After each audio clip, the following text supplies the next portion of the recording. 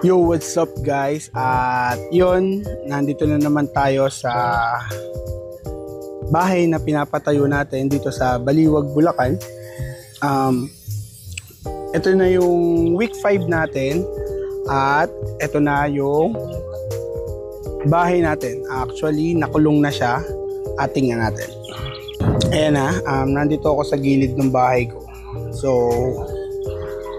kulong na siya. Nalagyan na siya ng mga asinta sa gilid. And then ito na yung mismong flooring. Engineer, tama flooring na to? Floor beam. Oh, yan na yung floor beam natin. Sa ibabaw nito. So most probably ito or ito. Yan. Okay, yun na yung pinaka-flooring natin. Talagang napakataas niya. So, ayan, kita mo na yung kaluwagan ng bahay ngayon kasi nakulong na talaga siya. So, punta tayo doon. Ayun guys, ito na yung kabuuan ng bahay.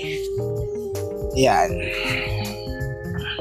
So, ito yung dito yung high ceiling natin. Ayan yung dalawang salamin. And then dito yung stairs natin. Ayan. Hanggang dyan. Taas yan. Tapos yung ilalim is storage. Ito yung mini chapel natin. Ayan. Mini chapel. Ito. And then dito naman yung dining natin.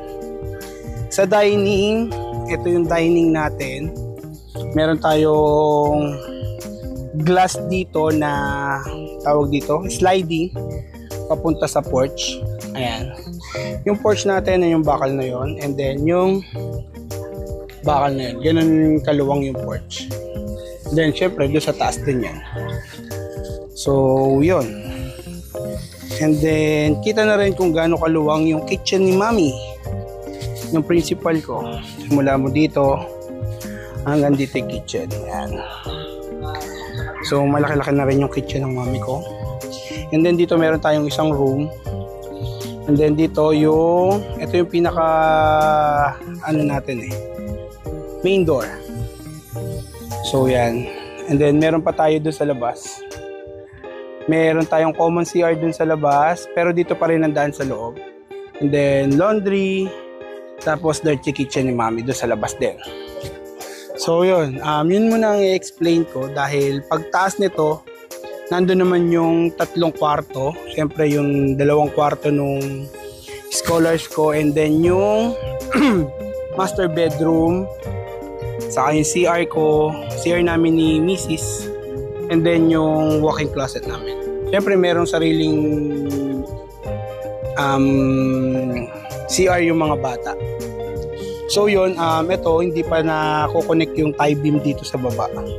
So, ang ginawa nila, talagang sinarado lang nila yung labas para makita lang talaga yung kaluwagan ng mismong bahay.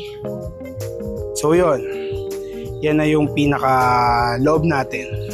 Pero ang pinaka-hintay ko talaga ito.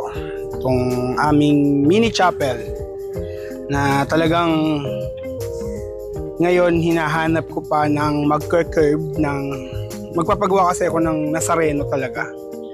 So, I want na talaga meron akong chapel dito sa loob ng bahay. Tapos yun, kung makikita nyo, ito yung pinakalabas pa namin ng bahay, yung bakuran na. So yung bakuran, ito diba ito, veranda na to, porch na yan. So yung bakuran dito sa gilid, dahil dun yung gate namin, nakita nyo yun, yung nakatayong poste na yun. Yun, sakop pa yun ng bakuran ko hanggang doon. Napakalaki pa ng bakuran. And then sa likod naman, simula dito sa porch, hanggang doon sa may yero, hanggang doon na sa likod ng bahay. So ganun pakalaki yung bakuran. So I plano ko na magkaroon talaga ng mini court, half court, and then garahe. And then garden ni Mrs. Yun lang. Sana magkaroon pa ako ng isang entertainment room dun sa sulok na yun. So yun, kasama ko yung mga Junakis ko. Say hi, anak. And then, Sayon, say hi. Hi! Nahihiya pa. Oo, malaglag ka dyan. Come. And then, nandito rin si Principal. Hi, ma. Say hi. Hi! At yun, nandito kami. At syempre, nandun yung mga future kapitbahay namin. Hey! Mare! Kawai! Hi! Ayan, kausap nila si engineer. At ito yung house namin. Ayan. Kita na yung kaluwagan, no? Oh, diba? Oh, ayan na yung house. Ayan na. Ayan na si Kuya. Ayan na, ayan na. Ayan na. Ayan na si Kuya.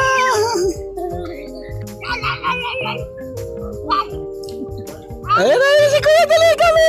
Ayan na, ayan na. Oh!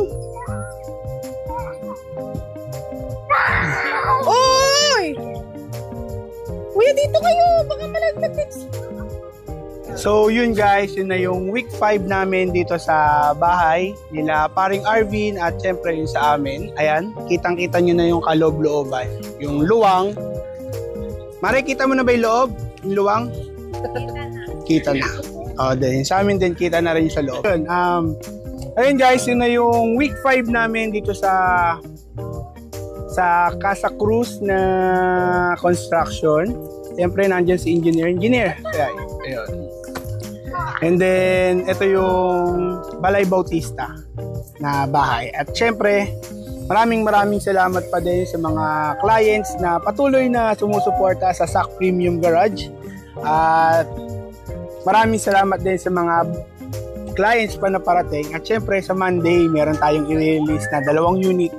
At yun, thank you talaga sa inyo sa pag-support sa SAC Premium Garage. At yun guys, maraming salamat. Peace out.